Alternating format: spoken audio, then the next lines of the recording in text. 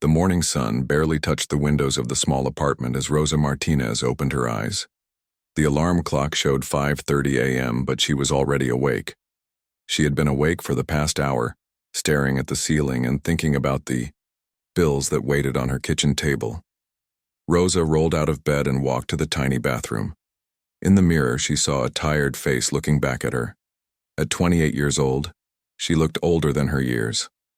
The stress of working 2 jobs and caring for her sick mother had left marks that no amount of sleep could erase.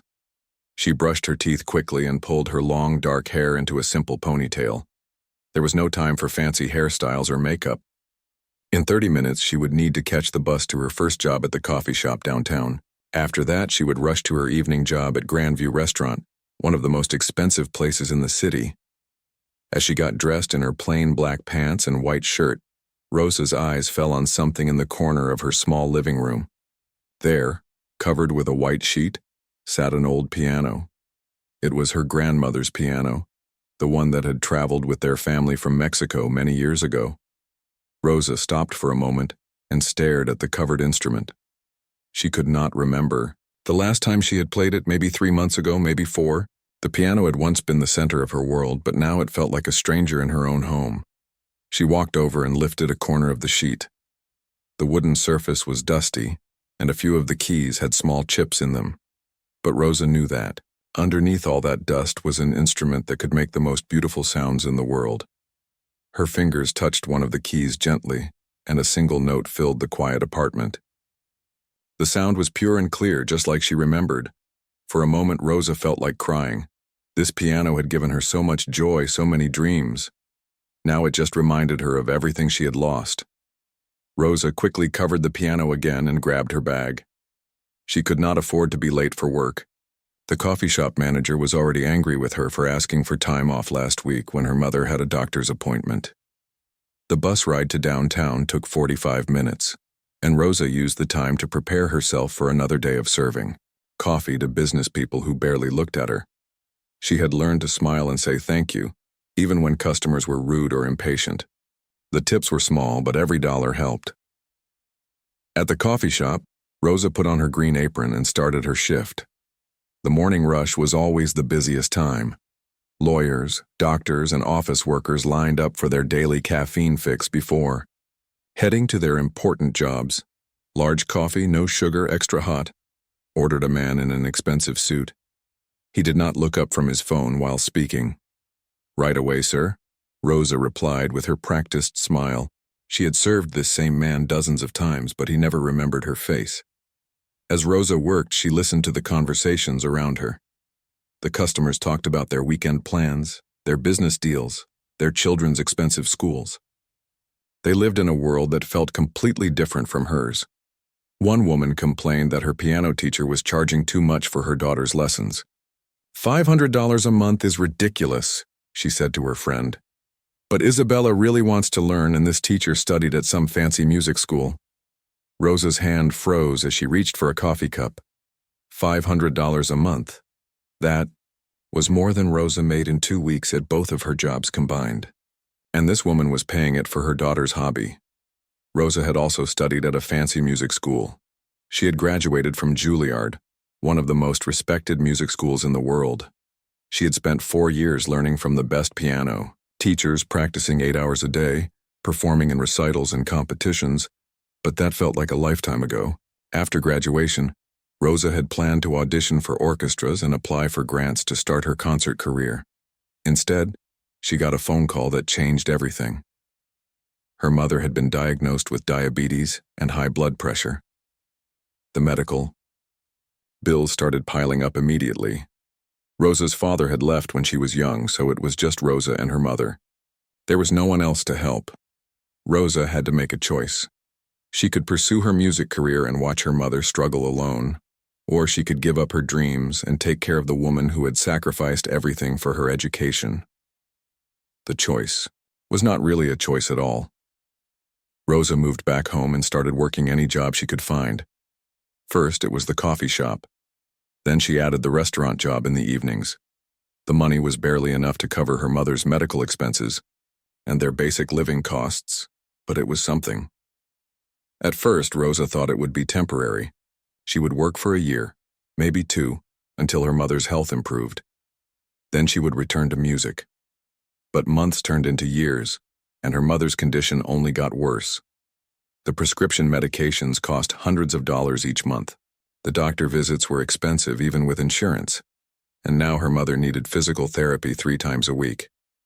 Rosa felt like she was drowning in bills that never stopped coming. The worst part was not the money, though. The worst part was watching her dreams fade away day by day. Rosa had not performed in public for 3 years. She had not even touched the piano in months. Her fingers, which used to move across the keys like magic, now felt stiff and awkward. Sometimes, late at night, Rosa would sit on her couch and stare at the covered piano. She would remember the feeling of playing Chopin in front of a packed concert hall during her senior recital. The audience had given her a standing ovation that lasted for 5 minutes. Her professor had tears in his eyes when he hugged her afterward. "You have a gift," he had told her. "Don't ever let the world take that away from you." But the world had taken it away piece by piece, bill by bill, day by day. After her shift at the coffee shop, Rosa had 30 minutes to eat lunch and change clothes before her evening job at Grandview Restaurant. She ate a sandwich while sitting on a bench outside, watching wealthy people walk by with their designer bags and expensive shoes. Grandview Restaurant was located in the most upscale part of the city. The building was old and elegant, with crystal, chandeliers, and marble floors. The menu was printed in gold letters, and a single dinner could cost more than Rosa made in a week. Rosa put on her black server's uniform and tied her apron around her waist. The uniform was provided by the restaurant, but it never fit quite right. Rosa was shorter than most of the other servers, and the pants were always too long. The restaurant manager, Mr. Thompson, was a thin man with gray hair who took his job very seriously. He expected perfection from his staff, and he was quick to criticize any mistakes. "Rosa, table 12 needs their water glasses refilled," he said as she clocked in. "And remember to smile. Our guests expect excellent service." Rosa nodded and grabbed a water pitcher.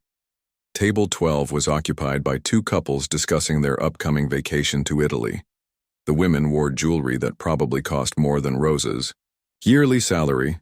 "Excuse me," one of the women said as Rosa filled her glass. "Could you bring us some more bread? And make sure it's warm this time." "Of course, ma'am," Rosa replied. The bread had been warm when she served it 10 minutes ago, but she did not argue. As Rosa worked, she moved through the dining room like a ghost. The customers barely acknowledged her presence except to make requests or complaints. She was just another part of the restaurant's machinery, like the ovens in the kitchen or the lights on the ceiling. But Rosa watched and listened to everything. She observed the way the wealthy customers spoke to each other, the topics they discussed, the casual way they spent money that would change her life completely. At one table, a group of business executives talked about their company's annual profits. They mentioned numbers that made Rosa's head spin. At another table, a couple planned their daughter's wedding, discussing flower arrangements that cost thousands of dollars. Rosa had become an expert at being invisible. She could refill wine glasses and clear plates without interrupting conversations. She could anticipate what customers needed before they asked. It was a skill born from necessity, but it also felt like she was disappearing from her own life. During her break, Rosa stepped outside behind the restaurant. The alley was quiet except for the sound of traffic from the main street. She sat on a milk crate and pulled out her phone to call her mother. "Hello, Mika." Her mother's voice was weak but warm. "How is work?" "It's fine, Mama," Rosa lied. "How are you feeling today?" "Better, I think. The new medication is helping with the pain, but Rosa, you sound tired. Are you taking care of yourself?" Rosa smiled despite her exhaustion. Even when her mother was sick and in pain, she worried more about Rosa than herself. "I'm fine, Mama. I'll be home around midnight. Try to get some rest." After hanging up, Rosa sat in the alley for a few more minutes.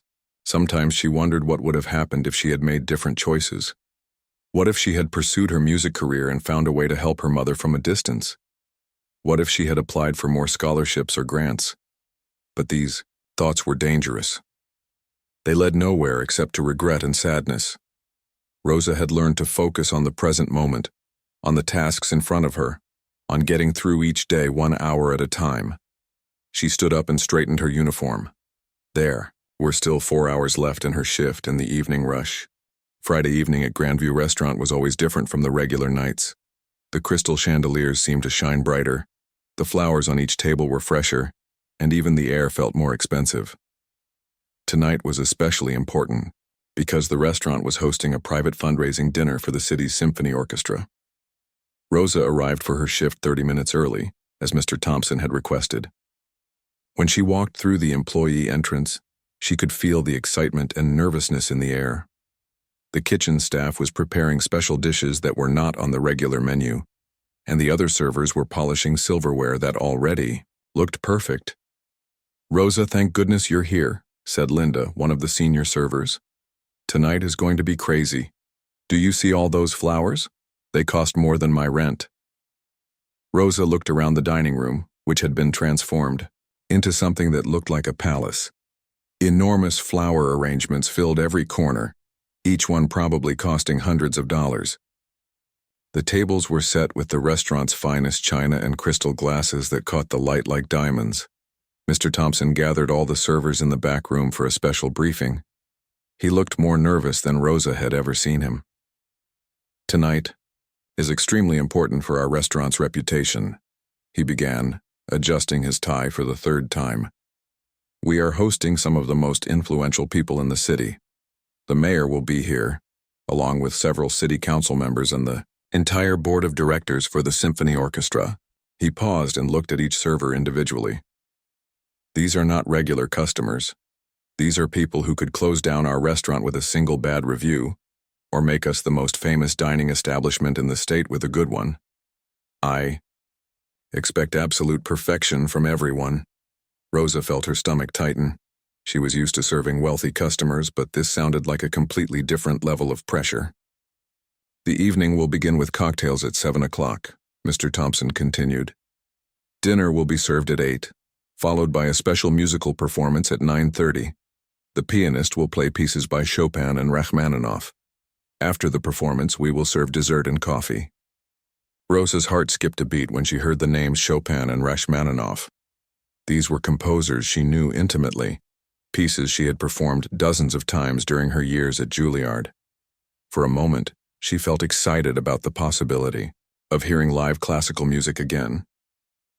"Who is the pianist?" asked Linda. "A very accomplished performer from New York," Mr. Thompson replied. "The symphony board specifically requested him for this event.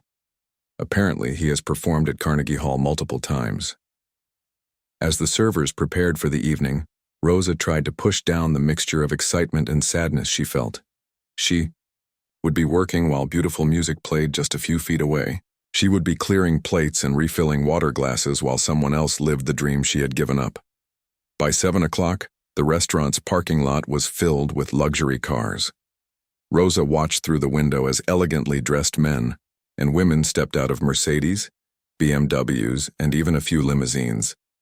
The women wore evening gowns and expensive jewelry, while the men looked distinguished in their tailored suits. Rosa recognized several faces from the local newspaper's society pages.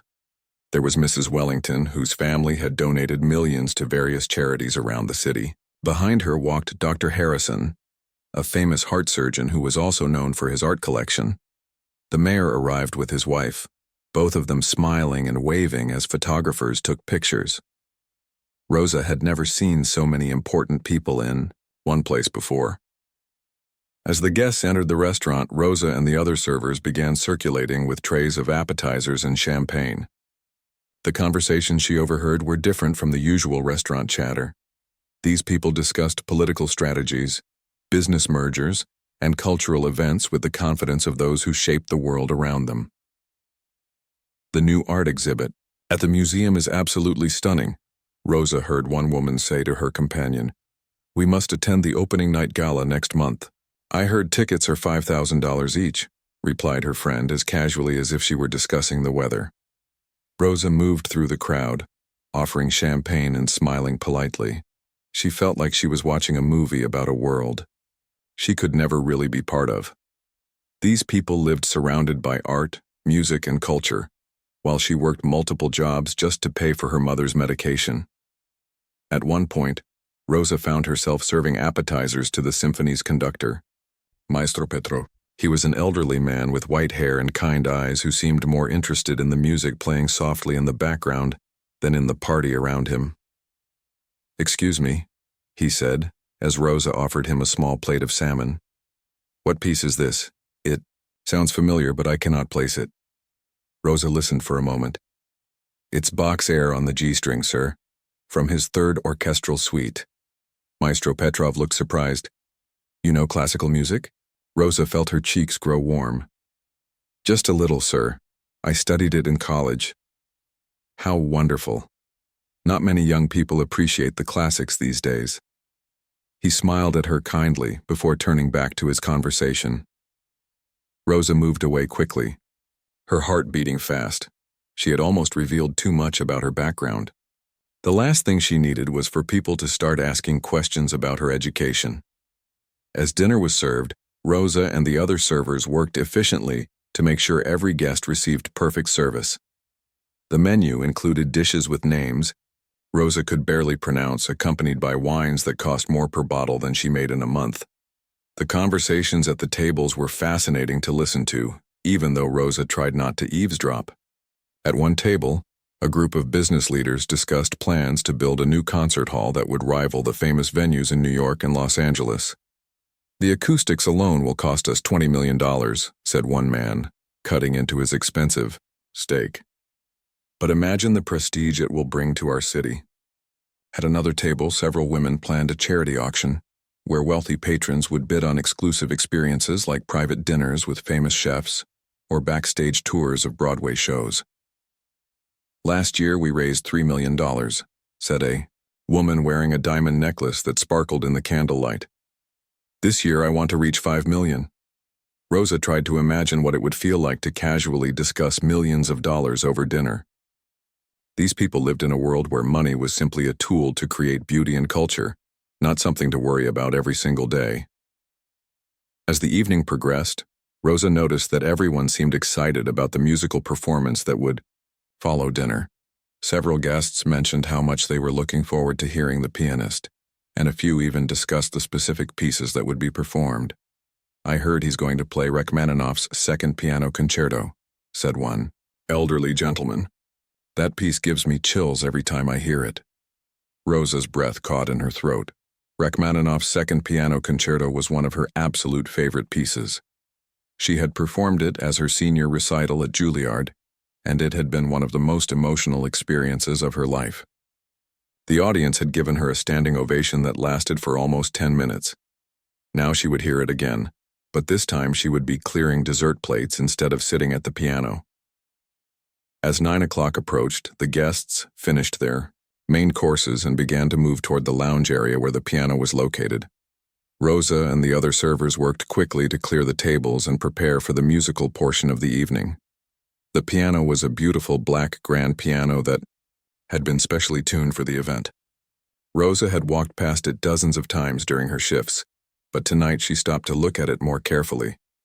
The instrument was gorgeous, with a deep, rich finish that reflected the light from the chandeliers above. For just a moment, Rosa imagined what it would feel like to sit at that bench again, to place her fingers on those keys, to create music that could move people to tears. But she quickly pushed those thoughts away. This was not her world anymore. Mr. Thompson was walking around the dining room, looking more nervous than ever. He kept checking his watch and looking toward the entrance, as if he was waiting for someone important to arrive. "Where is he?" Rosa heard him mutter to himself. "He should have been here an hour ago."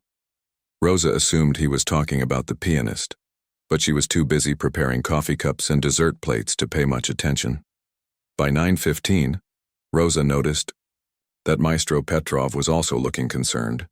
He was speaking quietly with several members of the symphony board, and their expressions looked worried. At 9:20, Mr. Thompson's cell phone rang. Rosa was standing nearby arranging flowers on a side table when she heard him answer. What do you mean he's not coming? Mr. Thompson's voice was tight with panic. The performance is supposed to start in 10 minutes. Rosa tried not to listen, but it was impossible to ignore the conversation. Apparently, the pianist had been in a car accident. He was not seriously injured, but his car was damaged and he would not be able to make it to the restaurant. Mr. Thompson ended the call and immediately went to find Maestro Petrov. Rosa watched as he delivered the bad news. The conductor's face went pale and several board members gathered around them with. Rosa stood frozen in the middle of the dining room, holding a coffee pot that had grown cold in her hands. Around her, the panic was spreading like wildfire. Mr. Thompson was making his fourth phone call to different musicians, his voice becoming more desperate with each conversation. Maestro Petrov sat heavily in a chair, looking like he had aged 10 years in the past 20 minutes. The guests were becoming restless. Rosa could hear their conversations shifting from anticipation to frustration. "This is unacceptable," said Mrs. Wellington, her voice carrying across the room. "We paid premium prices for this event." "I have a board meeting tomorrow morning," complained another guest. "If there's no performance, I might as well leave now." Rosa watched as several couples began gathering their coats and purses. The evening that had started with such promise was turning into a disaster that would be talked about in social circles for years to come. Her heart was beating so hard she could hear it in her ears. The impossible idea that had formed in her mind was growing stronger with each passing moment. She knew she could play those pieces. She had played them hundreds of times. But the gap between knowing she could do something and actually doing it felt enormous. Rosa looked down at her simple, black server's uniform, then at the elegantly dressed guests who barely noticed she existed. How could she possibly approach these important people and suggest that she, a waitress they had ignored all evening, could solve their problem? But as she watched Maestro Petrov's defeated expression and Mr. Thompson's growing panic, Rosa felt something she had not experienced in years. It was not just sympathy for their situation. It was a deep, painful longing for the music itself. Standing in that room, listening to the conversations about Rachmaninoff and Chopin, Rosa realized how much she missed being part of the musical world. She missed the feeling of her fingers on the keys, the way a beautiful melody could make time stop. The connection between performer and audience that was unlike anything else in the world. For 3 years, she had pushed those feelings down, telling herself that part of her life was over. But tonight, surrounded by the music she loved and the people who appreciated it, those feelings came rushing back with overwhelming force. Rosa set down the coffee pot and took a deep breath. Before she could change her mind, she walked toward where Maestro Petrov was sitting. Her legs felt shaky, and her mouth was completely dry. This was probably the most terrifying thing she had ever done. But something inside her refused to let this evening end in failure when she knew she could help.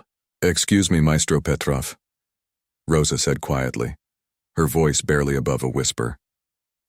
The elderly conductor looked up at her with tired eyes. "Yes, dear?" Rosa's courage almost failed her. What was she doing? These people would think she was crazy. They would probably laugh at her or have her fired. But then she thought about her grandmother's piano sitting covered in dust in her apartment. She thought about all the years of training and practice and dreams that she had abandoned. She thought about the music that lived inside her even if she had tried to bury it. "I couldn't help but overhear about the pianist," Rosa began, her voice shaking. I might be able to help." Maestro Petrov looked confused. "I'm sorry?" Rosa forced herself to continue. "I play piano. I know the pieces that were supposed to be performed tonight." For a moment, Maestro Petrov just stared at her. Then his expression changed to one of gentle confusion, as if he was not sure he had heard correctly. "You play piano?" he asked carefully. Rosa nodded, not trusting her voice to remain steady. "These are very challenging pieces," Maestro Petrov said gently.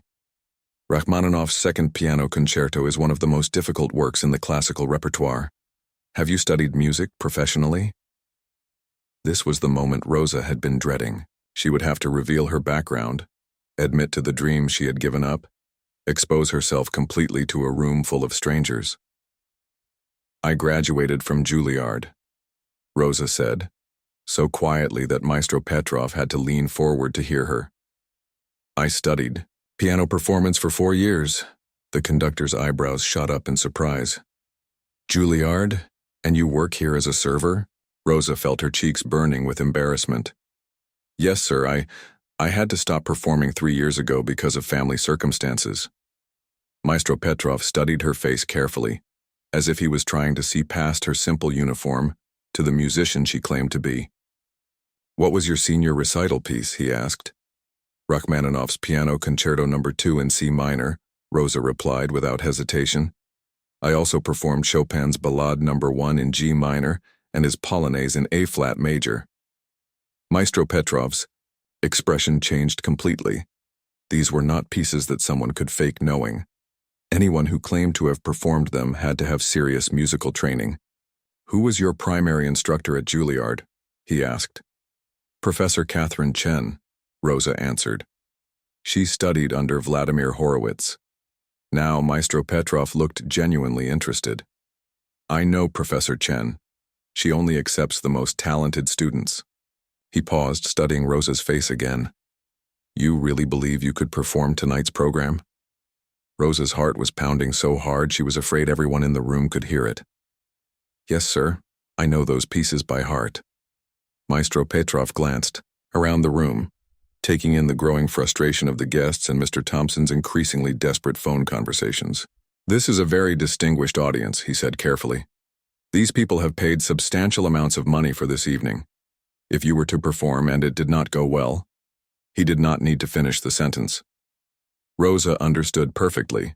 If she failed, it would be a disaster for everyone involved. The restaurant's reputation would be ruined. The symphony would lose important donors, and she would probably lose her job. But if she succeeded, Rosa thought about all the years she had dreamed of performing for audiences like this. She thought about the music that still lived in her fingers, even after 3 years of silence. She thought about her grandmother, who had always told her that talent was a gift that should not be wasted.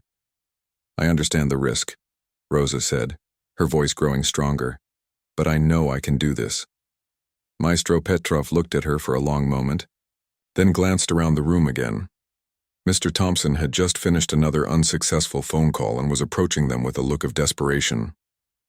"Maestro, I cannot find anyone," Mr. Thompson said, his voice tight with stress. "Every professional pianist in the city is either booked or not answering their phone. I don't know what we're going to tell the guests." Maestro Petrov looked from Mr. Thompson to Rosa, then back again. "James, this young woman says she can perform tonight's program." Mr. Thompson looked at Rosa as if she had suddenly appeared from nowhere. "I'm sorry, what?" "Rosa here studied piano at Juilliard," Maestro Petrov explained.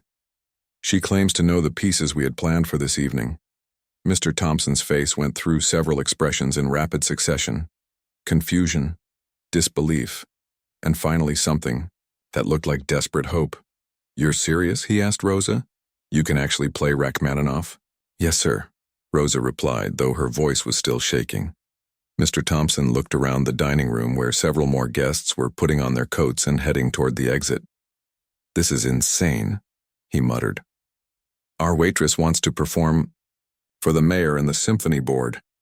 He paused, running his hands through his hair. "But what choice do we have?" Maestro Petrov was still studying Rosa carefully. "Tell me, what do you think of when you play Rachmaninoff's second?" Rosa closed her eyes for a moment, remembering. "It's about longing," she said softly, "about beautiful sadness and hope that never quite dies. The first movement starts like a question that doesn't have an answer, but by the end you realize the question itself was the answer." When Rosa opened her eyes, she saw that Maestro Petrov was smiling for the first time that evening. "That is exactly right," he said quietly. "Very few people understand Rachmaninoff that deeply." Mr. Thompson looked back and forth between them, clearly feeling lost in the musical discussion but desperate for any solution. "Can she really do this?" he asked Maestro Petrov. There is only one way to find out, the conductor replied. But, based on her answers, I believe she has genuine musical training. Mr. Thompson took a deep breath. If this goes badly, we're all finished. The restaurant will never recover from the embarrassment. And if we cancel the performance entirely, what happens then? Maestro Petrov asked. These donors will never trust us again. At least this way we are trying to deliver what we promised. Rosa stood between them, feeling the weight of the decision settling on her shoulders. She was terrified but also excited in a way she had not felt for years. This was her chance to step back into the world she loved, even if it was only for one evening. What do we tell the guests? Mr. Thompson asked. We tell them the truth, Maestro Petrov replied. That our original performer was unable to make it, but we have found a replacement who will deliver an exceptional performance. He turned to Rosa. You will need a few minutes to prepare yourself. Can you be ready in 10 minutes? Rosa nodded, though she was not sure her legs would support her much longer. Good, Maestro Petrov said. James, please make an announcement to the guests that there will be a brief delay, but the musical portion of the evening will proceed as planned. Rosa walked toward the grand piano as if she were moving through a dream. Her legs felt disconnected from her body, and she could hear her heartbeat echoing in her ears above the murmur of confused voices throughout the dining room. Mr. Thompson had just finished making his announcement to the guests, carefully explaining that there had been a last-minute change in performers, but that the evening's musical program would continue as planned. Rosa could feel dozens of eyes following her as she approached the piano bench, though most of the guests had no idea that their server was about to become their entertainment. The piano was even more beautiful up close than she had realized. It was a Steinway grand piano, the kind of instrument she had dreamed of owning someday. The black surface was so perfectly polished that she could see her reflection in it, and when she lifted the lid covering the keys, the ivory gleamed under the crystal chandeliers. Rosa sat down on the bench and immediately felt how perfectly it was positioned. Someone had adjusted the height and distance from the keys with professional precision. She placed her hands on the keyboard for the first time in months, and the coolness of the ivory against her fingertips sent a shock of recognition through her entire body. She was home. Behind her, Rosa could hear the guests settling into their chairs and sofas around the lounge area. Some conversations continued in hushed tones, but she could feel the attention of the room gradually focusing on her small figure at the massive piano. Ladies and gentlemen, she heard Maestro Petrov's voice announce, please welcome our pianist for this evening. Rosa closed her eyes and took a deep breath. The familiar smell of the piano's wood and the feeling of the keys under her fingers transported her back to countless hours of practice rooms at Juilliard. She remembered her first day there, when she had been overwhelmed by the talent surrounding her. She remembered her last day when she had performed her senior recital to a standing ovation, never imagining it would be her final professional performance. For a moment, the old fears crept in. What if she had forgotten how to play? What if 3 years away from serious music had damaged her technique beyond repair? What if her hands had lost their strength and flexibility? But then Rosa's fingers found their way to the opening chords of Chopin's Ballade No. 1, and all her fears melted away. The muscle memory was still there, as strong as ever. Her fingers remembered exactly how to shape each phrase, how to bring out the melody while maintaining the complex harmonies beneath. The first notes rang out across the restaurant with crystal clarity, and Rosa felt the room behind her grow completely still. She had chosen to begin with Chopin because it was slightly less demanding than the Rachmaninoff, giving her a chance to warm up and establish her credibility with the audience. But, more than that, she had chosen this piece because it told the story of her own life. Chopin's Ballade No. 1 begins quietly, almost hesitantly, like someone sharing a secret. Then it grows in complexity and emotion, building to moments of incredible passion before returning to gentle introspection. As Rosa played the opening section, she felt the 3 years of silence falling away from her like old clothes. Her fingers rediscovered their agility, her wrists found their natural flexibility, and her whole body remembered how to breathe with the music. She could sense the audience behind her, but she was no longer afraid of their judgment. This was bigger than fear. This was about the music itself, about giving voice to something beautiful that had been trapped inside her for too long. The ballade grew more complex as Rosa moved into the development section. Her left hand created a foundation of rich rolling harmonies while her right hand sang the melody with increasing intensity. She had always loved this part of the piece where Chopin seemed to be exploring every possible emotional color within a single musical phrase. Rosa's technique was coming back to her with stunning speed. Her fingers flew across the keys with the precision and control that had once made her professors proud. But it was not just technical skill that was returning.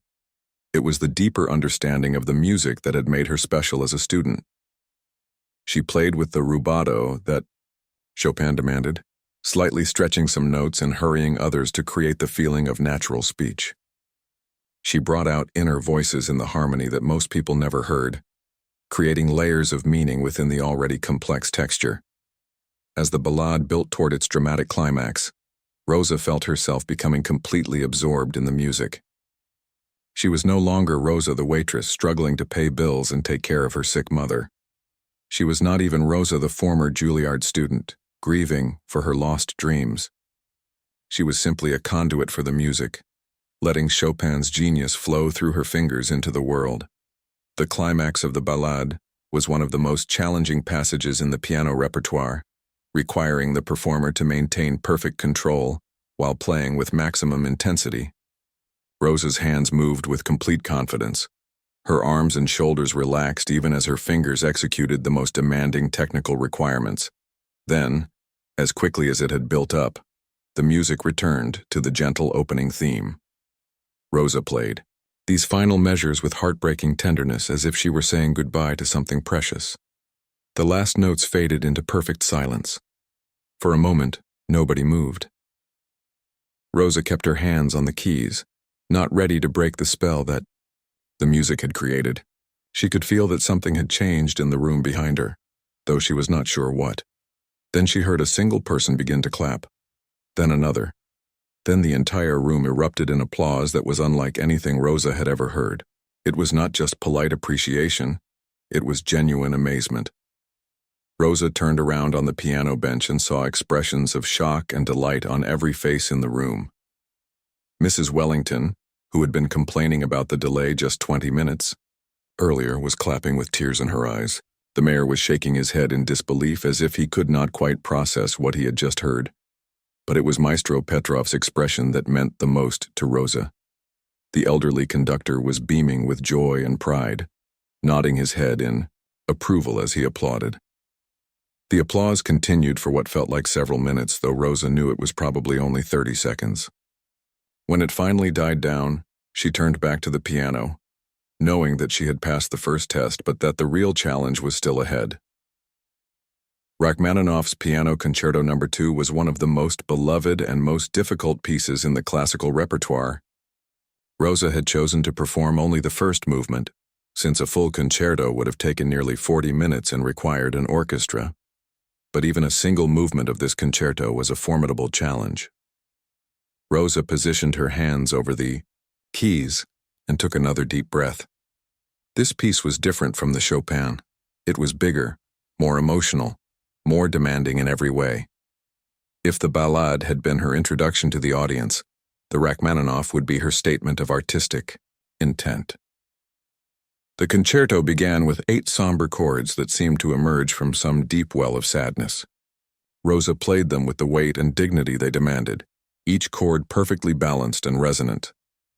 These opening measures set the mood for everything that followed. They were like a question posed to the universe, asking whether beauty could exist in a world full of pain.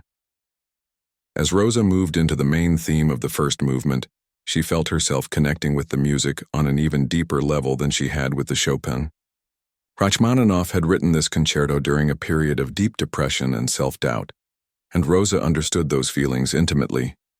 She played the famous melody that everyone in the audience would recognize, but she brought to it a personal understanding born from her own experience of loss and disappointment. Every note carried the weight of her 3 years in exile from the musical world. Every phrase expressed her longing to return to the life she had given up. The technical demands of the concerto were enormous. Rosa's hands had to stretch across vast distances on the keyboard, executing passages that required both delicacy and power. Her left hand provided a foundation of complex harmonies, while her right hand soared through melodic lines that seemed to reach toward heaven. But Rosa was no longer thinking about technique.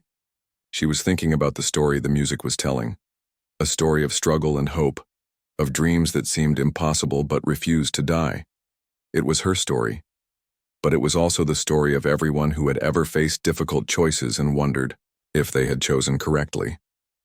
As she played, Rosa could sense that the audience was completely captivated. The room was so quiet that she could probably have heard a pin drop, despite the complex music filling every corner of the space. These were people who attended professional concerts regularly, but they were hearing something special tonight. Not just technical proficiency, but genuine artistic communication. The first movement of the Rachmaninoff concerto builds to several dramatic climaxes, each one more intense than the last. Rosa played through these passages with complete control, her technique never wavering even as the emotional content reached overwhelming heights. In the final pages of the movement, Rachmaninoff brings back all the main themes in a triumphant conclusion that suggests hard-won victory over. The applause seemed to last forever, washing over Rosa like warm sunlight after years of cold darkness. She sat at the piano bench, her hands still trembling slightly from the intensity of the performance, watching in amazement as every single person in the room remained standing and clapping. These were people who attended world-class performances regularly. They had heard the best musicians in the world perform in the most prestigious concert halls. Yet here they were, in a restaurant, giving a waitress in a simple black uniform the kind of ovation usually reserved for legendary artists. Maestro Petrov was the first to approach the piano when the applause finally began to fade. His eyes were bright with excitement, and Rosa could see that his hands were shaking slightly as he reached out to take hers. "My dear," he said, his voice filled with emotion. "That was extraordinary. In 40 years of conducting, I have rarely heard Rachmaninoff played with such depth and understanding." Rosa felt tears welling up in her eyes. She had dreamed of hearing words like these for so long that they almost did not feel real. "Thank you," she whispered, her voice barely audible. I can't believe that just happened." "Believe it," said a warm voice behind Maestro Petrov. Rosa looked up to see the mayor approaching, his face beaming with genuine enthusiasm. "Young lady, that was one of the most moving performances I have ever witnessed. Where have you been hiding this incredible talent?" Before Rosa could answer, she found herself surrounded by a small crowd of guests, all eager to express their amazement and ask questions about her background. Mrs. Wellington, the wealthy socialite who had barely acknowledged Rosa's existence while she was serving dinner, now looked at her with complete admiration. "I have attended concerts at Carnegie Hall and Lincoln Center," Mrs. Wellington said, her voice full of wonder, "but I have never been more moved by a performance than I was tonight. You have a rare gift." Dr. Harrison, the famous heart surgeon, nodded in agreement. The technical skill was impressive, of course, but it was the emotional depth that was truly remarkable. You played that music as if you had lived every note. Rosa felt overwhelmed by the attention and praise. Part of her could hardly believe this was really happening. 3 hours ago, she had been invisible, just another service worker moving through their world unnoticed. Now these same people were treating her like a celebrated artist. "How long have you been playing?" asked one of the symphony board members, a distinguished woman in an elegant evening gown. "Since I was 5, Rosa replied, still feeling somewhat dazed. "My grandmother taught me to play on an old piano that belonged to her family." "And you studied at Juilliard?" asked another guest. Rosa nodded. "I graduated 4 years ago with a degree in piano performance." The questions continued for several minutes, with guests eager to learn more about her background and training. Rosa answered as best she could, though she was still processing the magnitude of what had just occurred. It was Maestro Petrov who finally helped her extract herself from the crowd of admirers. "Ladies and gentlemen," he announced, "I think our pianist has given us quite enough for one evening." Perhaps we should allow her to rest and enjoy some of the appreciation she has certainly earned. As the guests gradually returned to their conversations and dessert service resumed, Maestro Petrov guided Rosa to a quiet corner of the restaurant. "Rosa," he said seriously, "we need to talk about your future. What you did tonight was not just impressive. It was professional-level artistry of the highest caliber. You belong on concert stages, not serving tables." Rosa felt her heart racing again, but this time it was with excitement rather than fear. I would love that more than anything. But my situation is complicated. I have responsibilities that make it difficult to pursue music professionally." Maestro Petrov studied her face carefully. "Tell me about these responsibilities. Perhaps there are solutions we haven't considered." Rosa explained about her mother's illness, the medical bills, and the financial pressures that had forced her to give up her musical career. Maestro Petrov listened intently, nodding with understanding. "I see," he said when she finished. "These are serious challenges, but they are not insurmountable. In fact, I may have some ideas that could help with both your financial needs and your musical career." Before he could elaborate, they were interrupted by Mr. Thompson, who approached with an expression Rosa had never seen on his face before. The restaurant manager, who had always been distant and purely professional with his staff, now looked at her with something approaching awe. "Rosa," he said, "I owe you an enormous apology. I had no idea about your background or abilities. What you did tonight saved not just this event but probably the reputation of our restaurant." He paused, seeming to struggle with his words. "I also want you to know that your job here is secure for as long as you want it. And if there's anything I can do to help you pursue your music career, please don't hesitate to ask."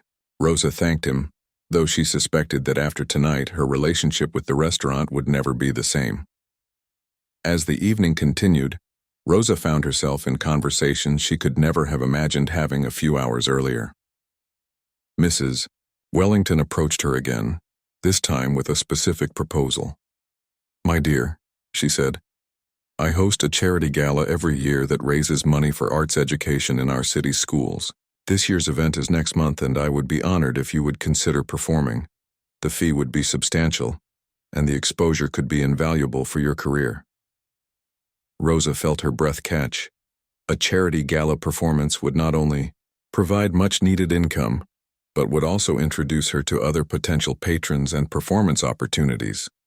"I would be honored," Rosa replied, trying to keep the excitement out of her voice. "Wonderful." Mrs. Wellington clapped her hands together. "I'll have my assistant contact you with the details." Similar conversations continued throughout the evening. Dr. Harrison mentioned that he knew several other prominent families who hosted private concerts in their homes.